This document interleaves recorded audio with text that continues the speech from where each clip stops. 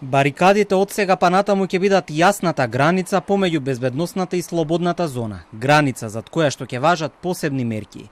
Собранието ќе биде во посебен режим од 1,5 хектар, со воздушна граница од 100 метри во вис.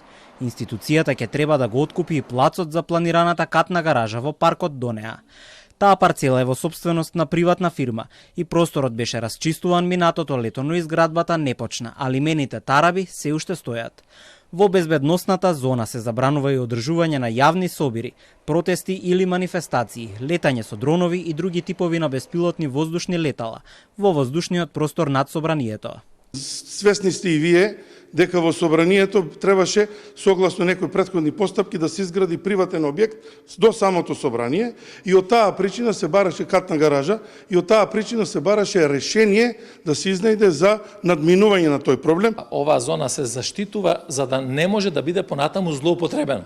Може ќе му текне утре на било кој друг, министер, градоначалник и така натаму, да продава дел од имот кој што е имот на граѓаните и кој што имот треба да им служи на институциите. Така да ова заштитна зона го решава тој проблем. Не идејата да се ограничуваат протести, заеднички сме го изгласале заради сосема други цели и мислам дека треба до претседателот покоректно на собранието.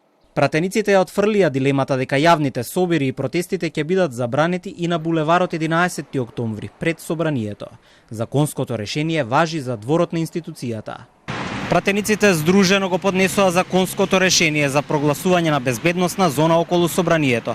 Безбедносниот режим, според образложението, е особено важен во ситуации кога има ненајавени протести и кога би се ускратило правото на слободно движење на пратеникот и негово извршување на пратеничкиот мандат.